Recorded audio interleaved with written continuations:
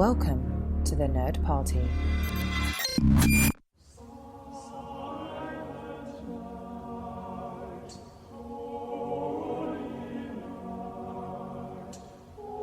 Hello and welcome to another episode of Missing Frames. This is the podcast where we watch all the movies we should have seen by this point in our lives. I'm your host, Shawn Eastridge. We are breaking out the holiday spirit, not only on Missing Frames, but on the entire Nerd Party Network, a whole network of podcasts dedicated to all things entertainment, anything you can possibly imagine. Head over to thenerdparty.com. Make sure to check it out. Make sure you're following us on Twitter at Join Nerd Party. Make sure you're following the Instagram at the Nerd Party, and there's a Facebook page too, so give that a like and everything will be wonderful. It'll be so festive, you'll love it. We are here right now to start to get into that spirit. I need some spirit. We did a whole Rocky rewatch for Thanksgiving, so now we need some Christmas movies, some holiday cheer.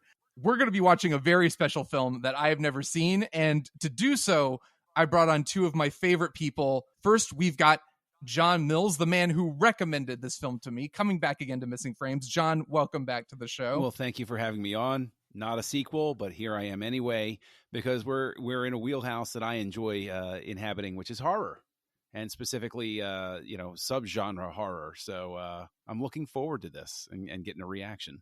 Also joining us is another dear friend of mine, another OG original Missing Frames host, Richie Pepio, coming back again into the fray to join us for this watch. Richie, welcome. Thank you for having me, Shawn. Good to be here with John. I not only do I love Christmas, but I love a goofy old movie. Not that this movie's goofy. I'm very excited to see it. I've never seen it before. I've always wanted to, because not only do I love I prefer older horror films to newer ones, because I'm not necessarily a fan of like gratuitous like torture porn. I also love the cast of this movie, and the director is kind of a seminal. We haven't even said what is the movie. Richie, tell everybody. You're very excited about it, so tell everyone at home what we're watching today. Black Christmas. Black Christmas. John's recommendation. Yes, I've always wanted to see this movie because of kind of where it stacks in horror film lore, but also because of the actresses in it. I'm a huge fan of Margot Kidder. I love her so much. R.I.P. Margot Kidder's in this? yes. Yes. Spoilers. I know nothing. Yep. Man. I'm so sorry. No, Margot Kidder, and I know Olivia Hussey from the original Romeo and Juliet is in it. And also, the 1960s Franco Zeffirelli, Romeo and Juliet. And Andrea Martin, who is like one of my comedy heroes. She's just hilarious in SCTV. Oh my God, there's so much to love about this. There really is. Well, John, the first time, really, my introduction to this film at all is through you. And it was, I think maybe... This is how up to date we are on Missing Frames. I think maybe a year or two ago, you told me we should do this for a Missing Frames because I'd never seen it, and you were just like, "I love this movie so much. I can't believe you haven't seen it. We have to watch it." We're finally getting around to it, but that was my. Clearly I've demonstrated I know nothing. But John, when did you first discover this film, and what is it about it? Can you talk about it without spoiling it? Can you talk I can. Why? The whole reason I ever saw Black Christmas is because I am such a fan of older horror stuff, and especially slasher genre stuff. And of course it always becomes a rabbit hole because, Halloween's a 5-star film. This is the birth of the slasher genre. And somebody can always say, oh, no, it isn't. Not really. It's Black Christmas. And I was like, I would always hear that from people. And I'm like, really? Okay. All right. Well, we'll see what that's about. And it's, I'm being cagey about my reaction to it on purpose because I don't want to, spoil one way or the other, but it is definitely a movie where you see like this puts a firm imprint on the genre going forward. Whether Halloween supersedes it, whether Halloween subverts it, any of those sorts of things, that becomes a really interesting discussion. But Black Christmas itself, just because of the star power of the people who are just starting these like meteoric rises, like Margot Kidder a few years after this becomes Lois Lane. Yes. And so it's like the seminal Lois Lane, in my opinion, the authoritative Lois Lane. I mean, it's just one of those things where it's like, to see her in an early role like this, where she's still, after Superman, there's no way she's taking this movie. So you're seeing hungry actors and actresses trying to make their mark. And you'll see a couple of people actually in bit roles where you're like, oh, yeah, okay, I've seen them around before. And so it's a really interesting constructed movie. And who the director is really interesting, actually, because of what else he's known for. It's Bob Clark directed this. Correct. He directed Porky's and A Christmas Story. That's the one. Amongst right other there. things. Yes. So he has other things that may or may not need to be mentioned. He has an unbelievable Christmas double feature. Yes. In that he has Black Christmas and A Christmas Story. And you will look at these movies and it will sort of baffle you because they are nothing alike. Nobody gets murdered in A Christmas Story. Well, does anybody get murdered in Baby Geniuses or Baby Geniuses 2 Super Babies? Outside of audience taste, no, I don't think there were any. The thing is, though, you got like that almost makes Baby Geniuses and Super Babies, Baby Geniuses 2 better for the sheer fact that he is able to like have such a wide, diverse palette that he works with, talking dumb babies, slasher film. Dumb babies, Black Christmas. No, but I was actually looking up Bob Clark because I only really know him from the aforementioned movies, from Porky's, from Christmas Story, mostly from A Christmas Story, and knowing of this movie. But I didn't realize that just looking his filmography up, that like Porky's was considered one of the earliest modern, I guess, teen sex comedies. Yep. So not only did he do the first slasher film, he did one of the most famous and cherished, beloved Christmas movies in A Christmas Story. This slasher film also happens to be a beloved Christmas movie by many. The first teen sex comedy, he did a movie called Moonrunners, which apparently was the inspiration for the Dukes of Hazzard. So it's like, wow, I want to see his early Vietnam War era allegory film, which is inspired by the Monkey's Paw short story. So it seems like he's like, this is just like a gateway drug into a really interesting, all over the place, sometimes crappy, sometimes transcendent filmography. Well, but that's going to be the interesting thing, I think, because, you guys are deep into film and you know certain signs to look for. Is I think one of the bigger tells that we'll want to get to is, I'm going to put a challenge to you, is like, do you see anything that is signature Bob Clark in this? I want you to sort of like watch it through that lens. But also is the fact that I actually contend that this is not the first slasher movie. It doesn't demean the movie at all, but I honestly think that this is one of those hipster back pocket ones that everybody knows not a lot of people have seen. And so it's like when you like get into, I don't know, like psychedelic rock in like the late 60s, early 70s. So it was like, yeah, well, did you hear Sgt. Pepper's Lonely Hearts Club Band? No. Well, then you don't really know anything about it. It's like, okay. But it's really interesting because I think it's at a tipping point, because right around this time as well, like Texas Chainsaw Massacre comes out. That's much more that one I would point to. I'd be like, yeah, that's a slasher movie. You could argue me into that Halloween simply made it more mainstream accessible. I'm really looking forward to whether you guys think this truly is, that first foray into the modern slasher film or not.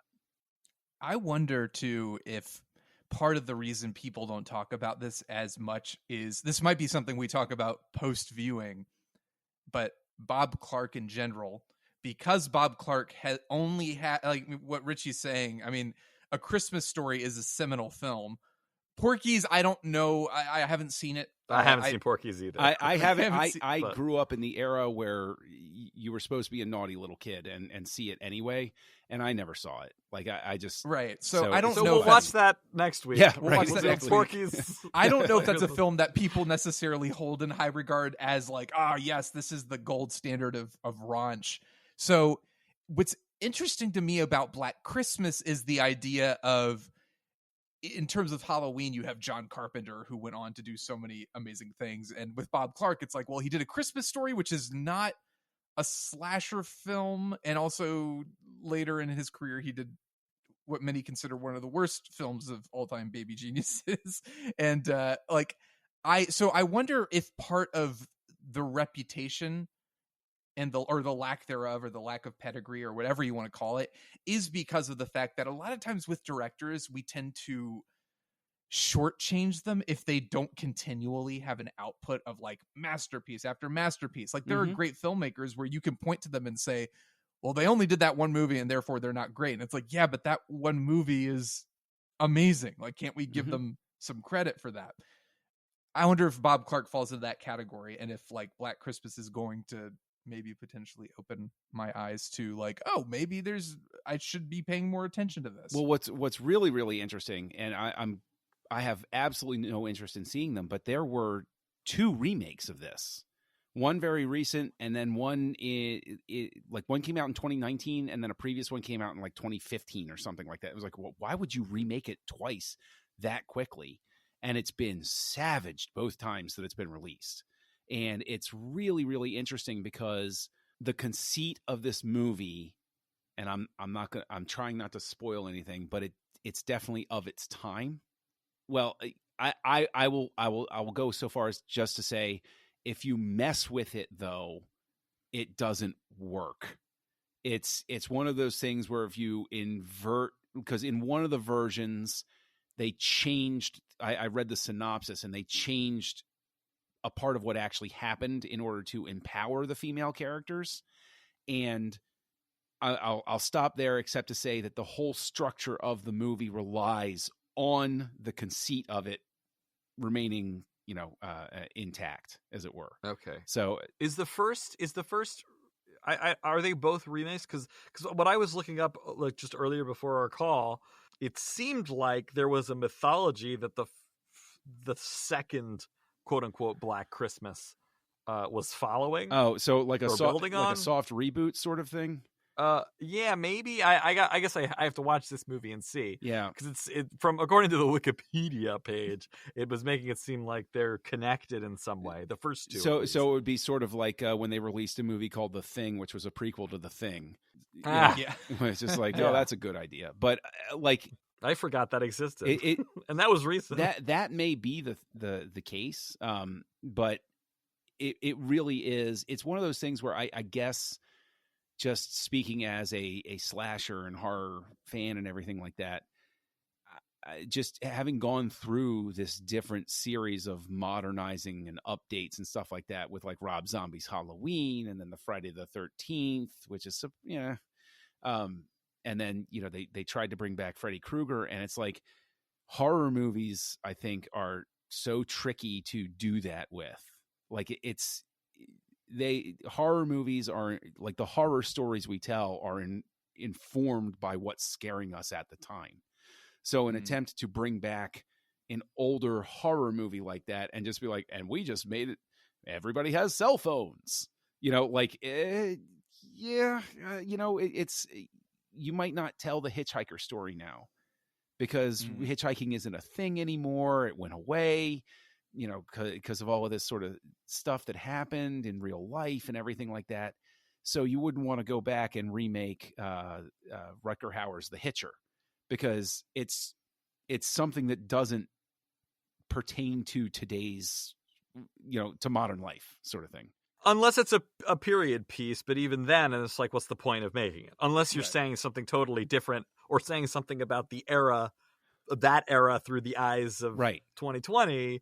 But that in and of itself raises the question of like, how much merit does this have? Right. Is there a reason? Right. Exactly. And so,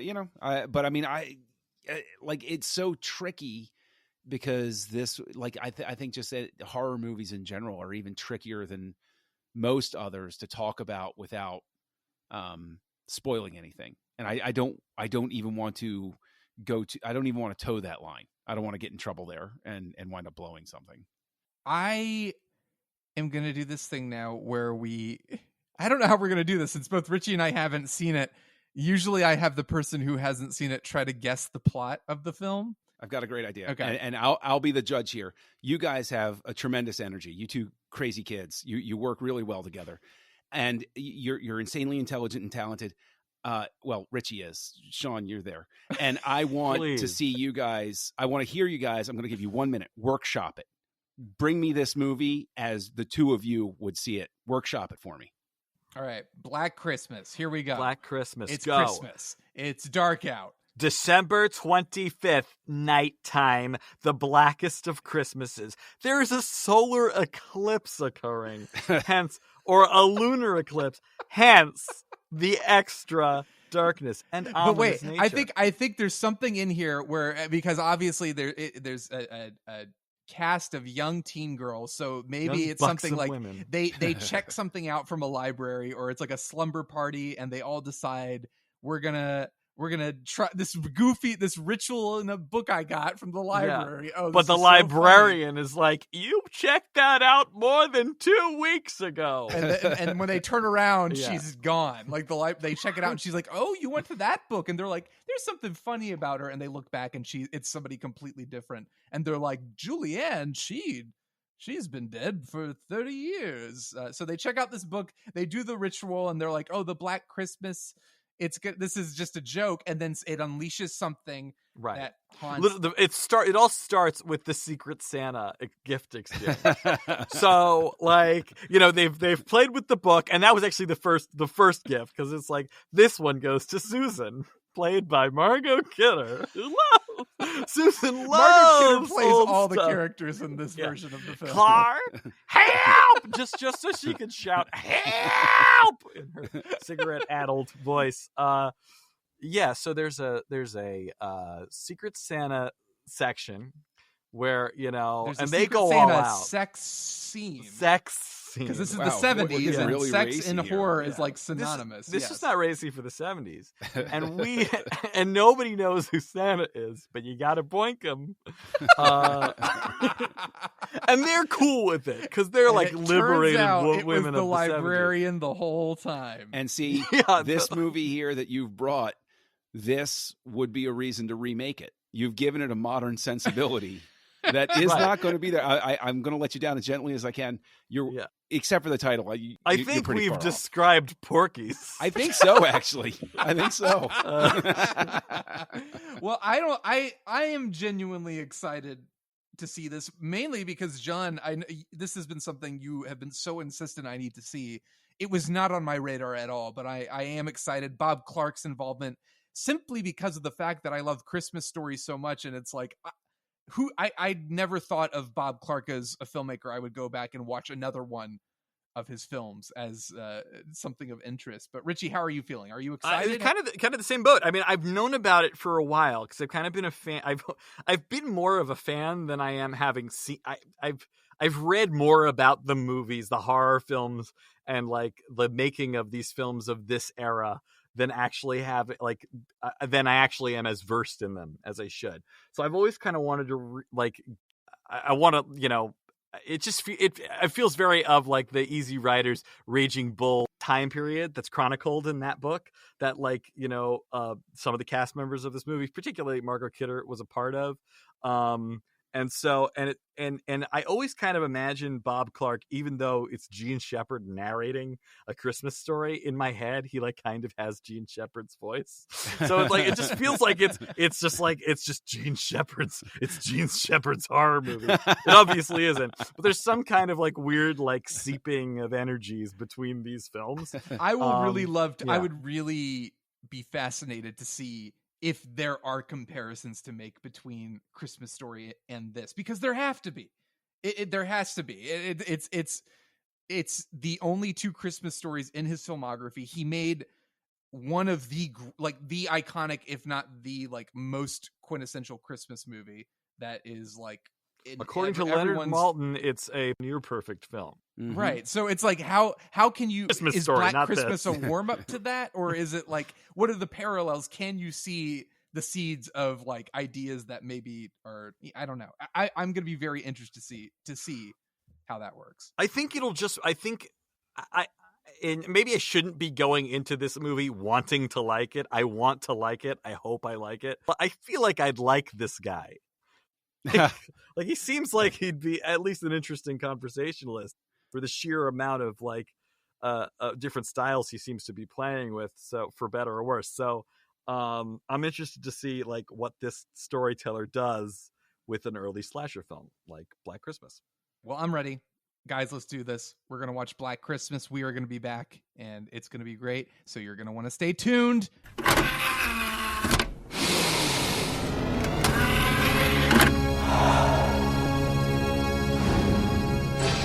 Now available to own on video cassette. All right, and we're back. Richie, I don't know. Do you want to go first? Do I want to go? I'm going to go first. Yeah, you go first. John, you're the master of ceremonies, Sean. I appreciate you saying that, Master and of I hope everyone out here listening appreciates it as well. John, I think this movie was great. I was expecting to like it, be like, oh yeah, I see, but I wasn't expecting to genuinely like it. I really liked it. I think it's weird because I think it has some inconsistencies in terms of like plot holes and things that don't make sense. Like, would nobody think to check the attic? Yeah. Really? Yeah. Really? Would no single person, investigator, anybody think to, hey, there's somebody in the attic? But frankly, not only is it clearly an influence on this genre, it is an excellent film on its own right. Maybe excellent's a strong word, but I really, really enjoyed it. Richie, how do you feel about Black Christmas? I really liked it. I mean, I guess I could see its influence on future horror and slasher films. It did feel like the perfect kind of dated, like a little irreverent, a little goofy and low budget, but like the performances were very committed. I mean, and also I'm saying those things as like part of its charm. Like I liked that about this movie. And also I just thought the performances were great. I thought it really picks up about halfway through the movie. Once the characters actually start, like there's so many warning signs and red flags, and it takes them a very long time to start to get worked up about them. Like even while they're searching for the 13-year-old girl who goes missing, like the characters whose own friend is dead in the attic are also like, it's cold, maybe we should give up. And even the dead girl's dad is like, yeah, it is cold, let's leave. Well, so it feels like the stakes are a little all over the place, and in a sloppy way. But I think overall, you could, as Sean said, like you could see this film's influence, and in its own right, it is very successful. It scares. It is unsettling. It is unnerving. And I thought this movie ripped off. We were talking about this before, Sean. I thought this movie ripped off the calls coming from inside the house from When a Stranger Calls, only to find out that came out in 1979. This was 1974. Right. So this totally beat it. And When a Stranger Calls gets all the credit for that plot point. That's right. I did not realize that this was the call is coming from inside the house movie, which made it just like, it was like icing on the cake. Yeah, and because that was an urban legend that had been around for a very long time, and so that's that was their in, and it's I'm glad that you guys enjoyed it as much as you did. I agree with you. There are severe problems at certain moments with this, not the least of which being the general intelligence level of the characters, where it's like, I mean, I guess you could say that establishes a horror trope there, where how many times you watch a horror movie, you're like, come on, what are you, stupid? Yes. I'm going to go out. There's a sound outside. I'm going to go outside alone in my pajamas. Why? Right. What? You're safe in the house. Right. But and there's a ladder to the attic. I can't imagine anybody using that to get in the house. But it's I think it's really interesting too, because the part of the charm, I think, is the fact that it harkens back to this more analog time. And I know how easy it is to sound sort of like patronizing when you say that sort of thing. But I remember landlines, and I remember prank calls, and I remember those sorts of things. And it's like this is built on that great foundation of the cautionary tales that populate the urban legends about, that were all told to try to drill into kids to be careful and think twice and check every corner, sort of thing. So, it's got all the caller ID. There's no way of but I will say this, you don't hang up the phone the second somebody starts saying that. It's just funny the way they're like, hello. And then this they guy get that all the time most from all the horny caller terrible guys. things. And they're just like, I don't appreciate this. You need to stop calling. And he just keeps talking. I was just like, okay, you can hang up. I don't know. It's great. It's all great, but that was definitely one of the moments where it's so funny because a lot of times I think in a movie less confident in its directing, in its performances, in every aspect of its production, you would immediately just be like, oh, this is so stupid. And I did think this is really stupid that they're just taking all this abuse and just saying, you are so rude. And they're just letting him talk and say these awful things. But there's something, it is really effective. The creepy, even some of the more ridiculous, like the guy going, rah, rah, rah, well, you know what? I was wondering if that was inspired, and probably even subconsciously, because I didn't even see this in the trivia or on any of the websites going into detail about the making of this movie. Like, I wonder if the voice and the almost nonsensical but evil sounding noises was inspired in some way by The Exorcist. Just because there was something unnerving and demonic about what he was saying. It has to be. I felt the same way because there is this sense. One of the things I really love is that you never. What a brilliant idea to never see, like only catch glimpses of it. Because I love.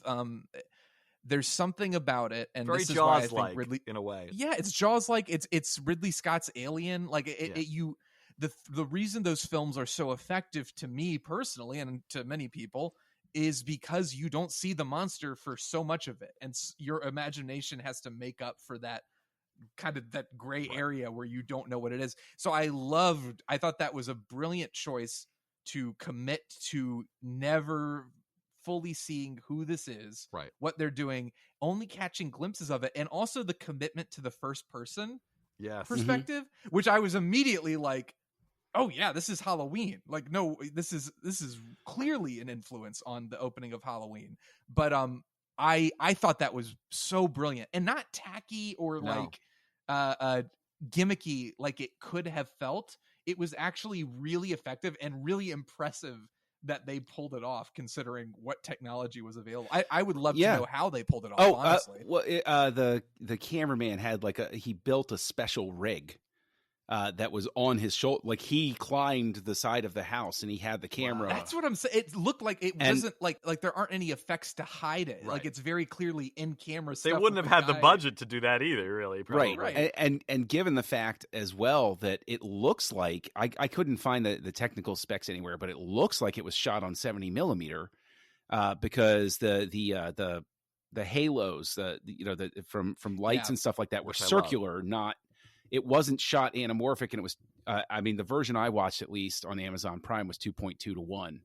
And I think that was like typically the 70 millimeter ratio. I could be completely wrong about that, but I'm pretty sure that when it's a circular light halo, like JJ's lens flares are all anamorphic. But this one was circular.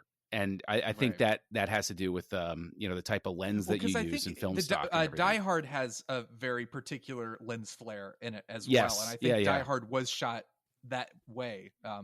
I'm going to assume you're right. I will be delighted if you're wrong, and we'll catch the ire of our listeners. But I just want to say that I've been influenced by Shawn on a Phantom landline. And that if I'm wrong, it's his fault. So there you go. Just put all the complaints back to me. Yes. But I think there's a lot of stuff in this film that I think it comes from the technique. The script is not bad. It's just definitely, I can see in lesser hands this being a really schlocky movie. And it was received as a schlocky movie. Right. And I'll be honest, like the title Black Christmas is kind of schlocky. I frankly did not think of it as a response to White Christmas, which I guess that makes me an idiot, but I was thinking, oh, it must be like a blaxploitation movie or something. And I know they initially changed the title because they were afraid people for that reason would think that. But I remember somebody pointing out like, no, White Christmas, Black Christmas, and I was like, I'm a smart person. And you know what? It does do for Christmas movie. It transforms the Christmas song catalog, especially in a classical way, into like this very horror sounding, like uneasy, unsettling vibe that permeates throughout the movie, much the same way that like what Jaws does for beaches, this movie does for Christmas. and I thought actually the sound in general was very effective. And when they're not playing Christmas music over when they're not like doing their own kind of take on Christmas music, or like that long sequence of the kids caroling, like when when Olivia Hussey should be worrying about her friends getting murdered by a glass unicorn, glass menagerie nightmare, she's listening to like this joyful child noise. But the sounds are so effective and unnerving, like just the sounds of the creaking, the sounds of the killer slamming on the door when Olivia Hussey is in the basement. Oh my god, him like just grunting and moaning, obviously, but like there's so many great noises that you could like watch this with your eyes closed and be creeped out. The ambient industrial soundtrack, like the like it, which is clearly, I think it's something designed to mislead us, because it sounds like somebody slamming on a piano chords, and Peter obviously makes that noise, which is a great misdirect, because it's like, okay, is this Peter the murderer? But you know what it reminded me of is the video game Silent Hill. And I don't know if anybody else in this group has played Silent Hill, but Silent Hill for sure must have been influenced by this soundtrack. Probably. Because it's almost spot on identical to some of the music cues in that video game. I wouldn't be surprised. But for a film in the early 70s to go with that, I mean, I know this was an experimental time for music. Electronic music was coming out, so more ambient and weirder sounding stuff was slowly becoming the norm. But there's something that makes it such a like guttural, otherworldly, demonic part of this film that it just makes it that much creepier. And I agree. I think the sound design is so good. And there's especially the last like 20 minutes of the film where she's trapped inside and this guy is like sneaking around the house and banging on stuff, like you were saying, Richie. I was just like just floored by how effective it was. I have a question for you though, because we're talking about sound and music and everything like that, and this was when we were first discussing in front of this. Is there anything in here that you think is a tell that would say to you as a movie fan that the same guy directed A Christmas Story? I was thinking about this, and really the only things, I mean, I guess it is like the film quality, the halos around the lights. There's almost kind of that classic feel in around the Christmas lighting in A Christmas Story, but I really just think those are the techniques of the time. And also I thought it was interesting. I think there's a lot of tinsel on their Christmas tree in Black Christmas, and there is a lot of tinsel on the tree in A Christmas Story, but it almost looks like freaking Halloween spider webs are like all over the Black Christmas tree. And then the dad Darren McGavin curses all the time in A Christmas Story, and every single character curses like a sailor. Well, there's some movie. There's some irreverent humor in the film that reminded me of Christmas Story. Like there's a point in Black Christmas where the first 30 minutes where I was like, is this going to be more tongue in cheek? Because especially the head of the sorority, or the lady who owns the home, her comedy beats with the dad who's looking for his daughter were so overt and clearly played for broad laughs, because the dad comes in and he's like, what's this poster on the wall? And she's like trying to cover it up. Very like, so I was like, is this going to be more kind of like purposely campy? And the film eventually kind of just goes straight into horror thriller. But I think so some of the humor for sure, like I was laughing a lot more, not even at the stuff I think was like intended to be like some of the edgier jokes, like Margot Kidder was clearly designed to be like she's so edgy and everything. She's looking at Playboy while the dad's worried about his daughter. That's right. Yeah. So I think some of the more comedic stuff came from like the goofy, I don't know the name of the woman who plays her. But that reminded me of it. What Richie was saying about the lighting, the way the Christmas lights look was very definitely very reminiscent of A Christmas Story. The house, shot of the sorority house looks almost identical to the shot of Ralphie's house. Even the inside, the landing is kind of set up. The way the stairs lead into the front door is set up the same and the way. Decorations and stuff. And it is the same DP. It's really? Reginald H. Morris. He shot both films. Well, that makes sense. So there's that grounded, gritty, almost grimy feel which A Christmas Story is not grimy, but it definitely feels like cheap. It feels like it was a cheap film. Yeah, I mean, the thing is, like A Christmas Story, they're in the newly burgeoning suburbs, like they walk through a junkyard on the way home, when he gets in the fight with Scott Farkas. Yes. They're going by like all of these rusted out cars and everything like that.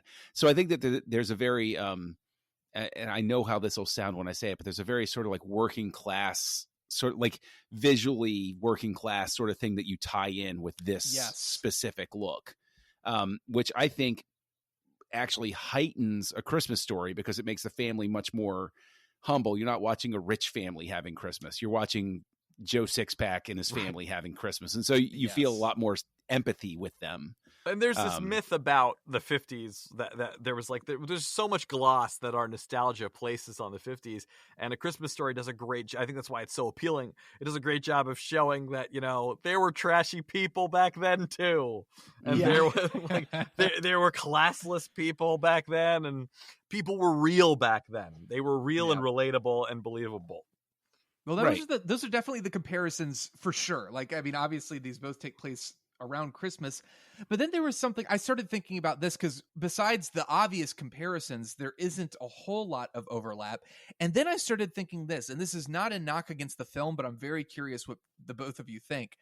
So Black Christmas taking place at Christmas 100% adds to the mood and the feel of the film. Like, it's definitely an important part of the movie, but there was this part of me that felt like, there's nothing in the script that directly references the holiday. There's no, like, the killer is not using, like, tinsel. He's not using, like, it wasn't necessarily tied into the holiday. Like, even Die Hard has, like, I have the machine gun, ho, ho, ho. And like Richie was saying, the Ode to Joy. And, like, all these moments that are tying it into the holiday. Black Christmas doesn't, except for the production design and the music. Mm-hmm. And there was this part of me that wondered, because I know the script was originally entitled, what was it? It was Get Out, something like Stop Me. Stop Me. So I wondered if, like, maybe not arbitrarily, because it's so a part of the film, but I wondered if the film originally just didn't take place at Christmas, but they decided they needed some sort of visual edge to kind of give it a certain feel. And I wonder how you two feel about that. Like, is it a movie that necessarily has to take place during Christmas? Because I think it's enriched by that fact. I agree. But there's nothing in the context of the film or the story that is necessarily Christmassy. It doesn't need that, but I like it more. I think in the script, I don't know if this is in the original script, but I mean, story-wise, there are like the carolers that come by. There's the fact that it's cold, which don't necessarily need it to be Christmas. It's in Canada. But I think also the fact that, like, everybody is leaving for the holidays or is about to adds to, like, a certain level of urgency that you don't necessarily need to set it at Christmas for, but like you said, it helps. I think it certainly enriches the movie. I think that this becomes just another horror movie, another scary story. I think that the Christmas thing is a lot like, in the 80s, they then leaned on, the more prurient, nudity and sex and those sorts of things. And I think that when you set something like this against a traditional time period that evokes that very childlike, you want to feel safe at Christmas. The holidays are all about making you feel safe and warm and loved. That's the intention.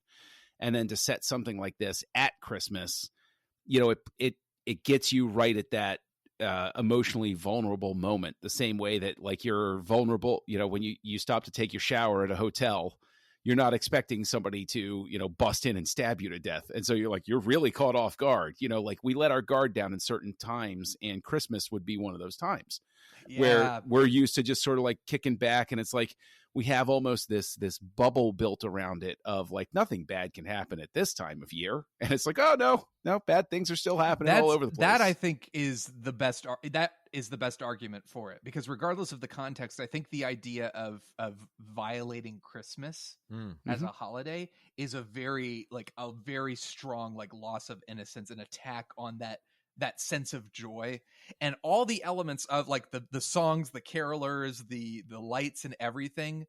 I think you're right, John. I think it's just the idea of this violation of something we hold as pure and safe and magical, and this just blatant attack on it.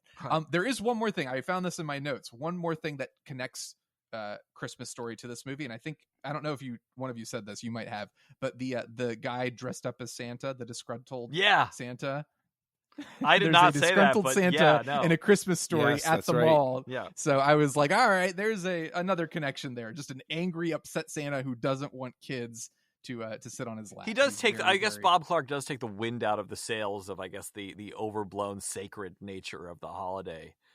In its own way with Christmas Story and with this. I think something else about the Christmas holiday too that might be more subconscious, and I think you can each read into it your own way, but Jess's pregnancy, I mean, Christmas is all about the nativity, and the newborn baby Jesus is like, that's the reason for the season, if you will. And here she's like having this own personal struggle over like whether she should keep the baby and whatnot. So I feel like that takes on an additional level of meaning when you look at it in the holiday.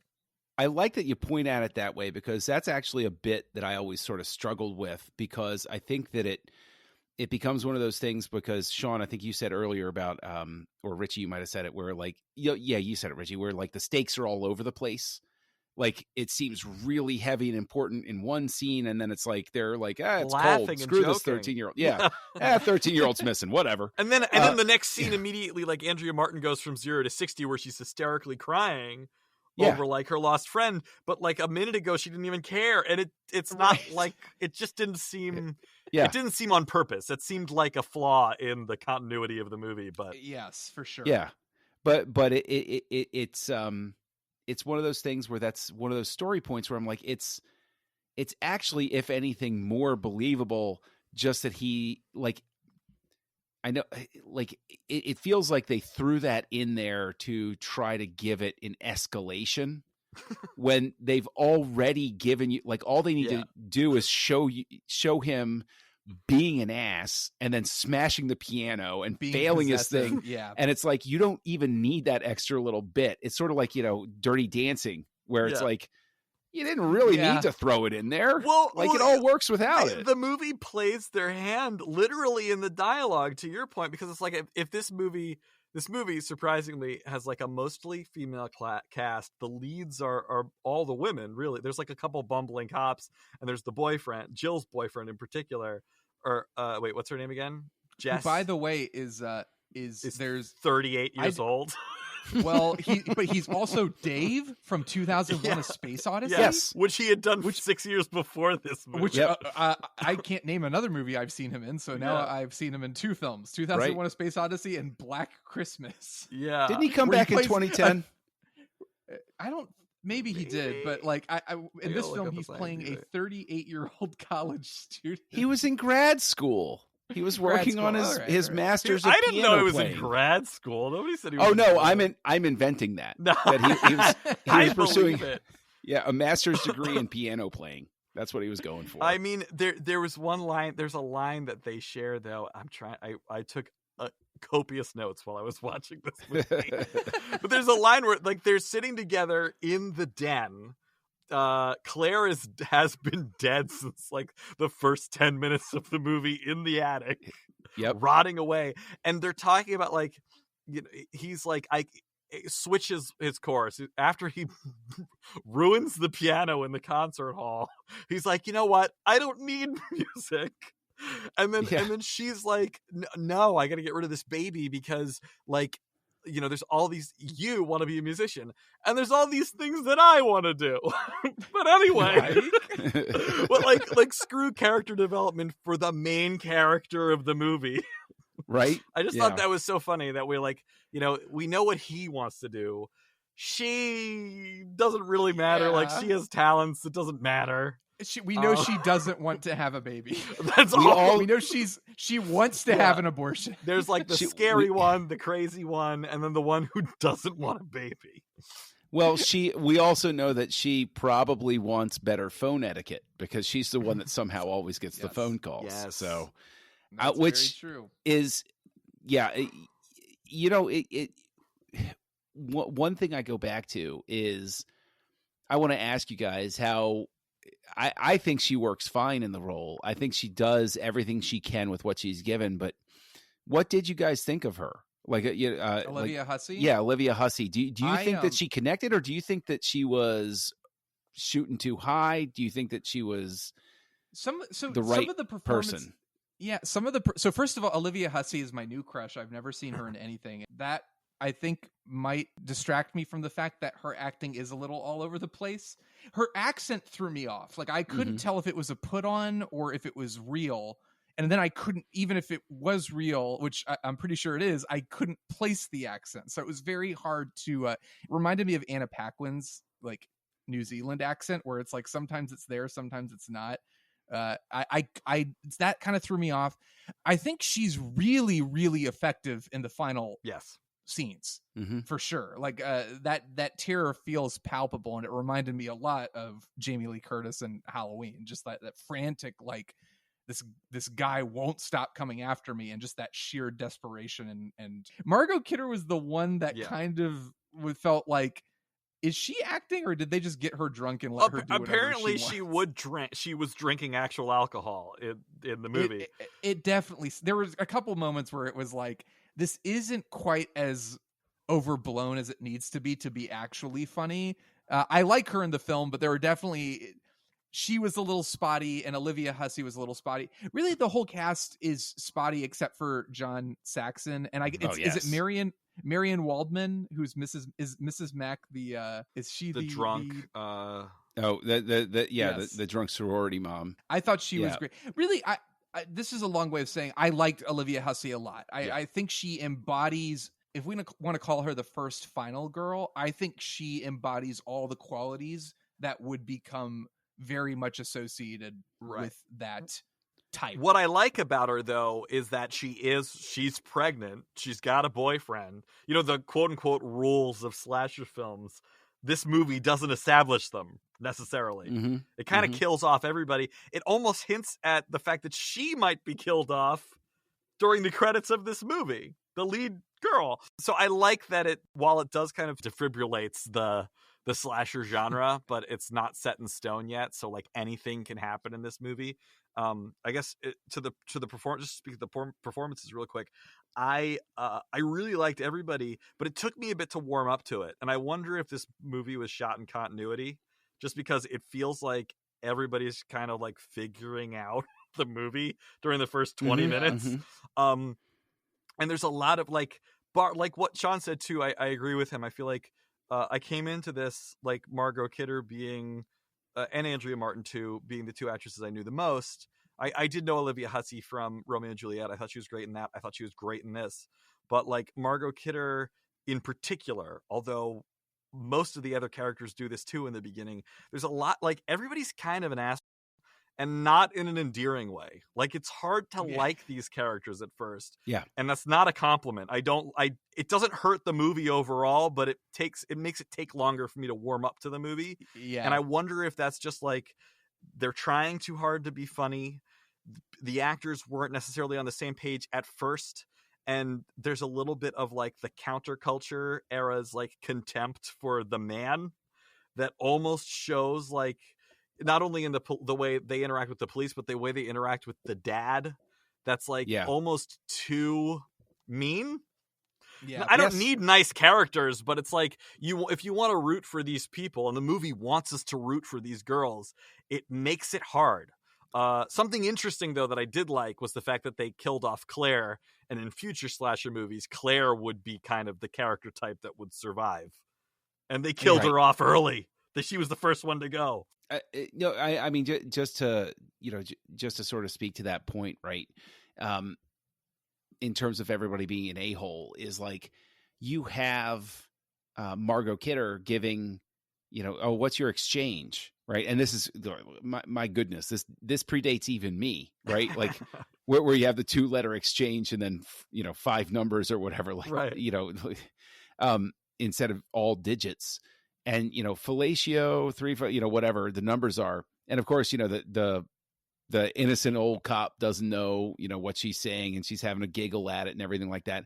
That's the type of thing where I think a better structured script would have worked really well to have some sort of direct consequence, so that instead of them laughing about it and then they're like, she gave us the wrong exchange, ha ha ha, like have it be something where they can specifically say, oh, we would have been here earlier if your a-hole drunkard of a sorority sister had given us the actual friggin' number, you morons. Like, right. I did like when John Saxon is walking down the stairs with Olivia Hussey and the other girl, there's a moment where he's like, oh, was that your friend at the police station?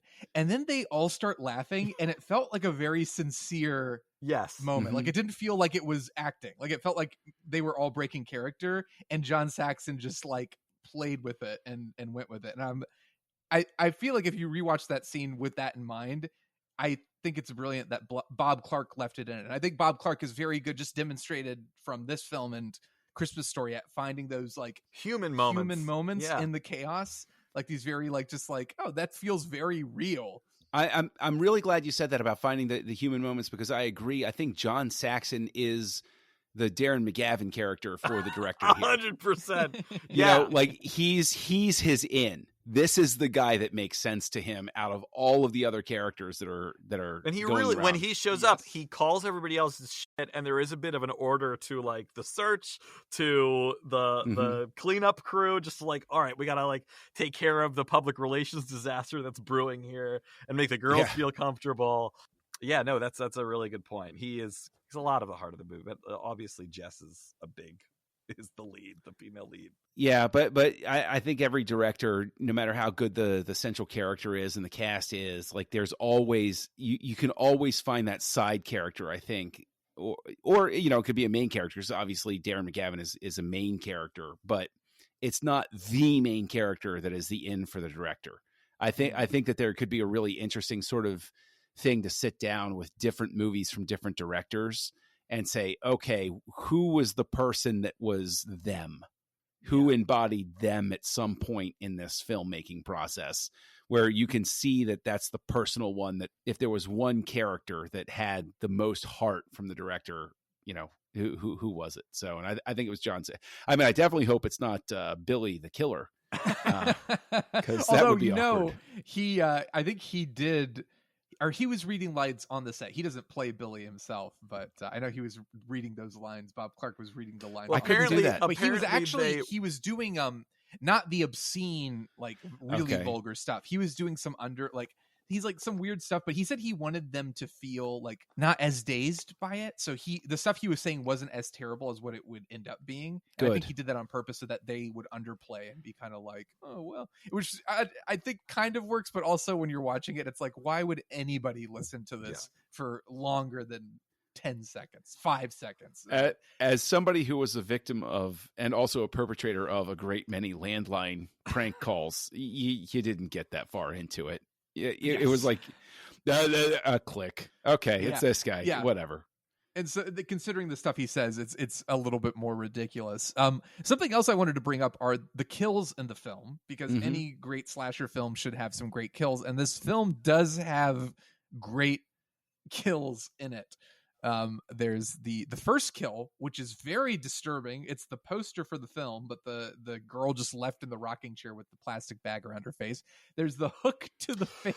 The way that is shot too, from like the perspective of the hook to the perspective of the sorority mother to jump cut to the taxi driver at the door, which is almost like it's almost humorous in the way the smash cut happens. It's great. Probably my favorite kill in the movie. Yeah. Those are great. And then, of course, the glass unicorn killing Margot Kidder is great with the music outside. There's some brilliant filmmaking here for sure. It's funny to me, and I really think it has to do with the fact that Bob Clark, who clearly has chops, then kind of like his career just didn't have as many projects that sang like A Christmas Story or this, or I haven't seen it, but I assume there's an audience out there that still roots for Porky's, but like, it doesn't. I think if Bob Clark had made maybe one more masterful film, Maybe he has, and I don't know what it is, but I don't think many people are talking about much else in his filmography. Yeah. I feel like that works against this film's reputation. And also, to be honest, I was joking about it earlier, but I do think the title is a little weird. It's a weird title. And for me, frankly, Black Christmas sounds, again, like a blaxploitation film. I don't initially think of like, oh yeah, White Christmas, Black Christmas. It just sounds like a cheap B movie. And that's kind of what this is, but it's made with more elegance and thought and skill than your standard horror slasher B movie. But how do you feel about, because it was originally released in the States, I believe, as Silent Night, Evil Night. I prefer Black Christmas because Black Christmas is short to the point and covers it. I like it more thinking about it as like, oh yeah, a contrast to White Christmas. But I wasn't thinking about it at the time because I'm a moron. Clearly. So let me ask you guys, because the title it was originally released in the States as was Silent Night, Evil Night. There was a movie about 10 years later that was released called Silent Night, Deadly Night. That I would have liked. Have you seen it? No. You would not like it. I would not like that film, but I like that as a title for this. You would have liked Silent Night, Deadly Night better. Well, then okay. So neither one of those titles would work for you. For me, Richie. I prefer Black Christmas. I like Black Christmas. Maybe because I've known about this movie for a very long time. Even since I was young, I've just never seen it. So maybe that kind of helps me accept it as the title for this. I mean, when I think of Black Christmas, black comedy, just black about in reference to the macabre or the dark side of humanity. I guess I'm thinking of Black Dynamite. Well, I mean, that's why they changed the title in the 70s, because they thought that they were worried people would think it was a blaxploitation movie. Right. I dig the title. I can't think of a better, like, I mean, if Nightmare Before Christmas hadn't existed as a movie, I mean, maybe like A Nightmare Before Christmas would work for this. Yeah. But like, I feel like it serves its purpose. Anything else, like anything too schlocky, like Silent Night, Deadly Night, I feel like brings more attention to the like title. Jingle Hells. Yeah, that's not what the movie is not meant to be. It was treated upon its release like a schlocky horror film, but it's not trying to be that. It's almost like it's trying to be a character study that also happens to have like everybody dies in it. So I feel like anything that's like any title that sounds too much like a B movie or an exploitation movie, not blaxploitation, but an exploitative movie, would almost kind of like hurt the movie itself. I like that the title doesn't draw any more attention to it other than the fact that it takes place at Christmas and it's dark. So let me ask you this question though, because I'm interested in the fact that this is yet another movie where when it was released, it was not received particularly kindly. It wasn't a big hit. And it's only in retrospect that everybody suddenly turned around and said, no, this is great. And it's something where I think Black Christmas is one of those movies, and I want to get, Richie, I don't know if you agree or not, where like, doesn't it challenge all of us when like we have our initial reaction to a movie to say, okay, maybe there's something I'm packing into this that, is making me react in a certain way that I can't account for right now. I can't really have an opinion about a movie until like 5 years afterward, because suddenly it's going to be a classic and everybody's going to say this is the one that started the genre, sort of thing. I think we all bring our own baggage to whenever we see a movie, but like we're always going to do that. I can try not to when I'm like reviewing a movie or watching it with a more critical eye. But like for me, with this movie, as with most movies from the 70s and even the 80s, and especially like 70s, 60s, 50s, what it brings with it is this kind of unpredictability that our current like Save the Cat era doesn't have. And by Save the Cat, I'm referring to like the style of writing where there's a formula where like you have to introduce the characters on page 7, and then the inciting incident has to happen on page 10, and there's like it breeds better movies. Like there's more good movies being released by studios because there's a formula in the screenwriting, but there's less great movies because everything is more predictable. Everything feels like it's produced on an assembly line. And what's great about this movie is, like we've said before, it was made on the fly. It was made with a lot of love. It takes a bit to get going, to really like identify with the characters, but the filmmakers and the creative team behind it bring so much heart into the making of it that as a result, the movie itself like imbues and shows, like shines a light on that. It has a strong beating heart, even though it's all about death and murder. So that's what's appealing about this movie to me, on top of like everything else we've already mentioned. It feels a little rough around the edges, and that's what's exciting about it. You don't know what's going to happen.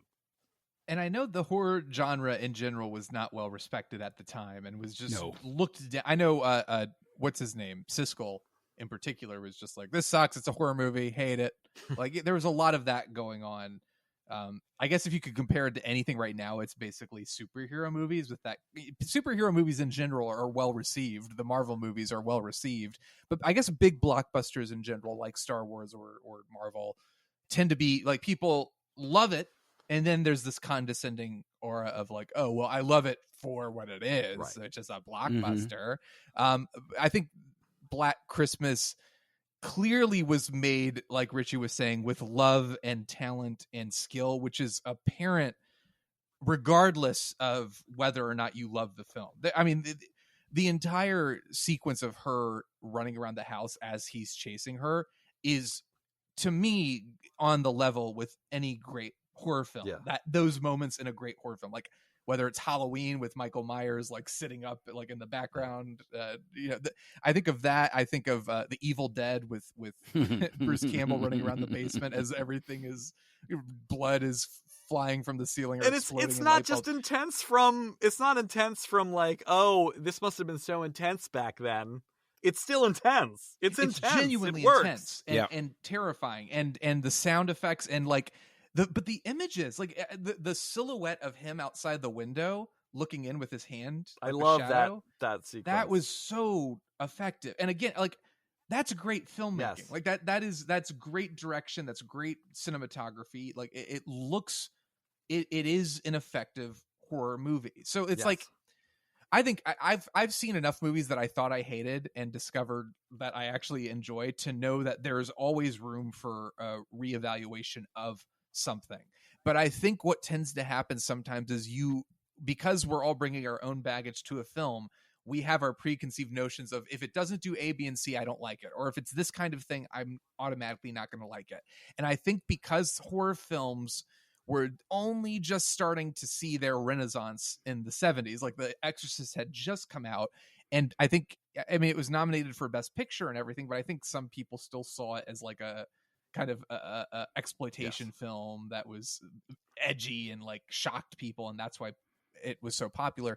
But I think once Jaws and Halloween and films like as we move into the 70s and 80s, this genre starts to get a little bit more pedigree. But I feel like, again, I mentioned why I think Black Christmas doesn't have as prevalent of a reputation.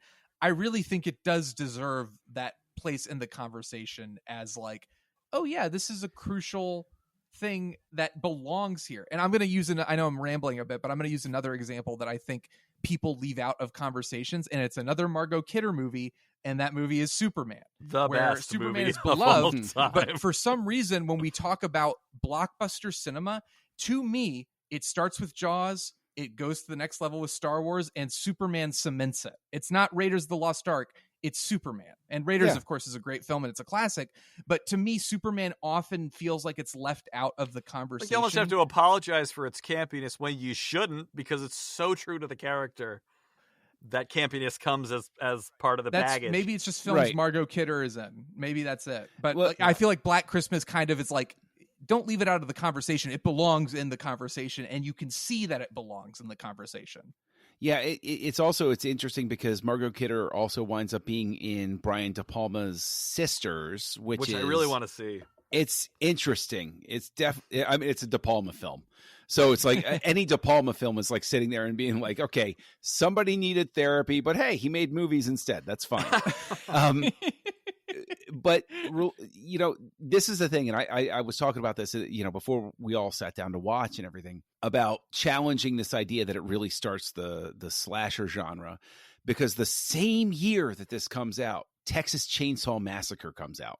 I think there's a stronger argument for Texas Chainsaw Massacre giving birth to what we consider the slasher genre than this. And neither movie influenced the other because they both came out the same year. So yeah, right. I also think Psycho for sure is Oh, of course, there's of course. an argument to be made for Psycho 2, but in terms of just like sheer like edginess and grit and pushing the bar, Texas Chainsaw Massacre is like a force of nature in a way that Black Christmas isn't. Like Black Christmas is effective, it's thrilling and terrifying when it needs to be, but Texas Chainsaw Massacre is like it comes from some other plane of existence that is essentially hell incarnate.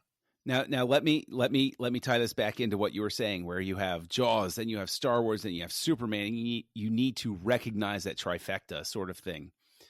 I would argue that you have Black Christmas is to what we've been saying. It's an okay script. It's a good script, but it's obviously made, like you said, Richie. It's something made with a lot of heart, a lot of skill. There's a lot of talent behind the camera, and there's a professional. This is the head working. Texas Chainsaw Massacre is the gut. Like that is the visceral, oh my God, this is the worst nightmare I've ever had come to life sort of thing going on. So I would argue actually that this is the head, Texas Chainsaw Massacre is the gut, and then Halloween is the heart of it all. So these wind up being the two extremes.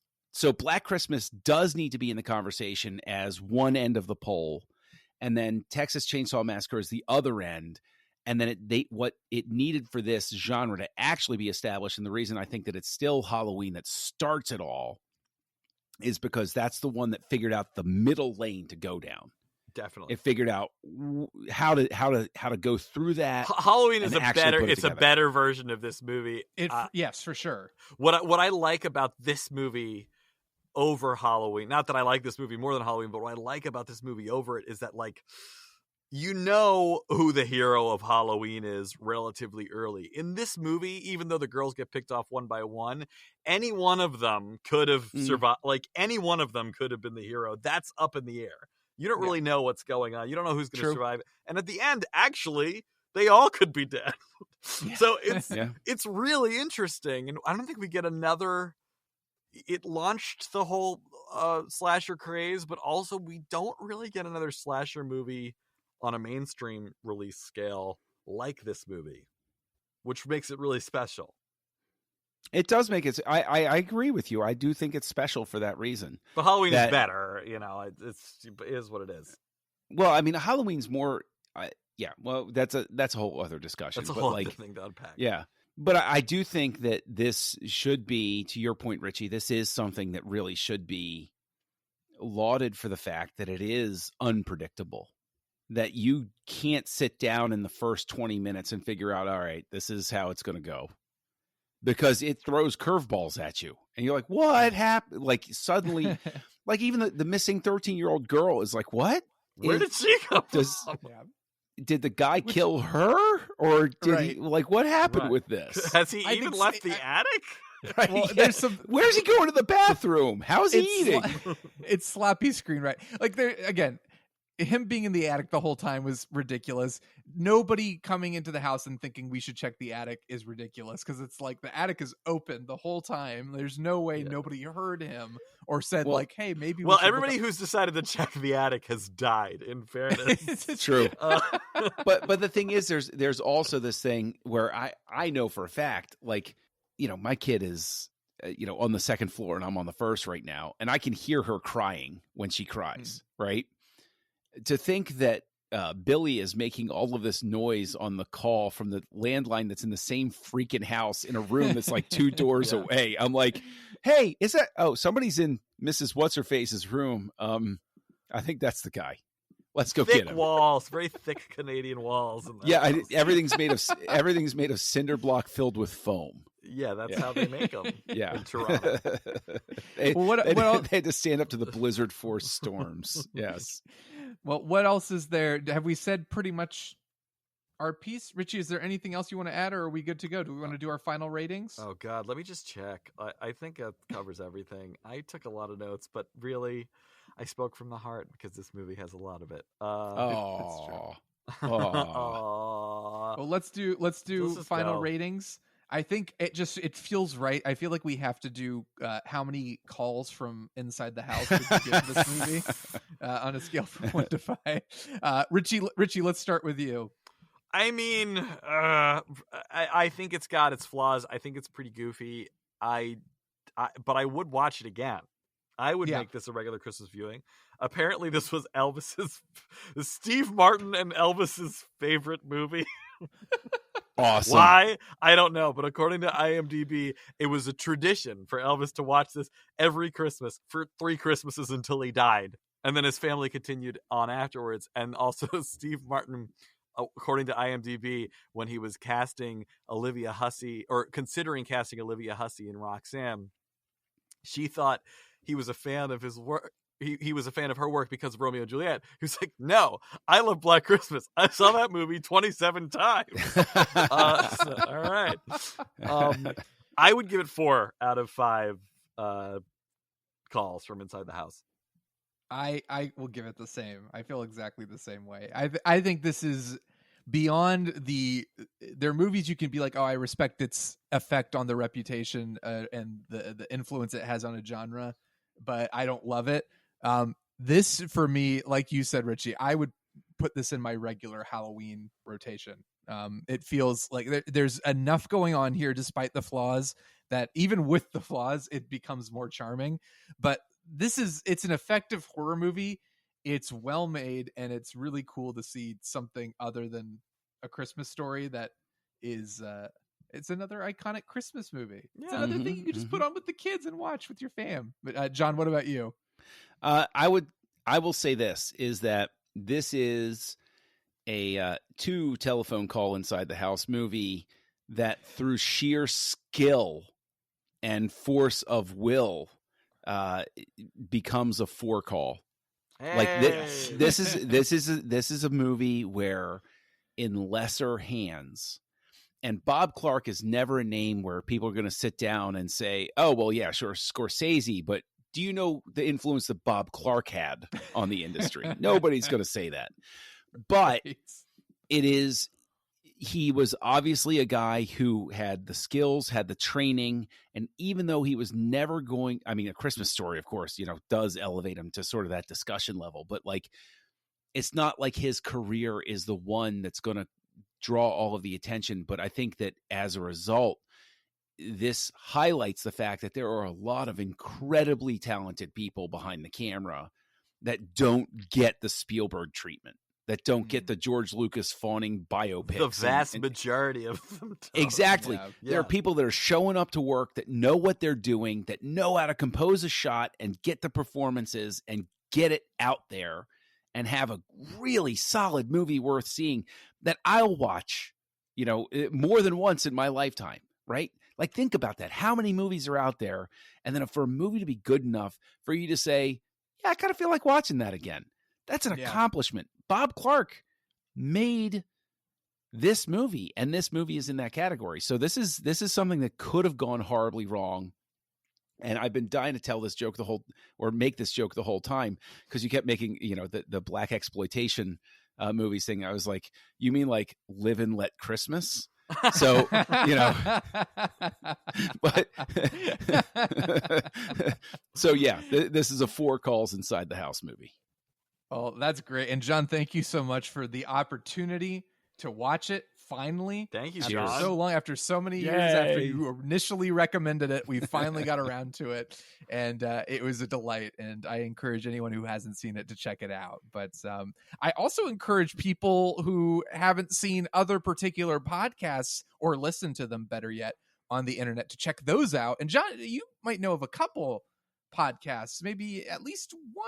Why don't you tell the good people at home about it? Well, I encourage anybody to go to thenerdparty.com and find a podcast for just about every taste that you might have. But if you have a hankering for Star Wars, I happen to co-host a show called Aggressive Negotiations, where we do not waste our time with latest breaking news or speculation or anything like that. We drill into every nook and cranny of the English muffin that is the Star Wars body of work, the Star Wars galaxy.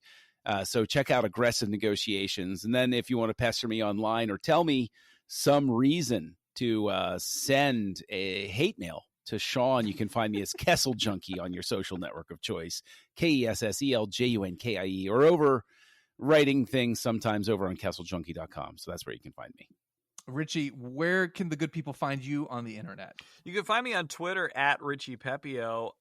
You might be able to find me. There's a great D&D adventure podcast that I am a part of with the wonderful Christian Titus. It's on hiatus right now, but it might be coming back soon. It's called Dicey Rolls, but feel free to listen to our earlier episodes because they are funny and wild. I've never played D&D before in like a very like regular setting, and this is kind of my first foray into an actual full-length adventure.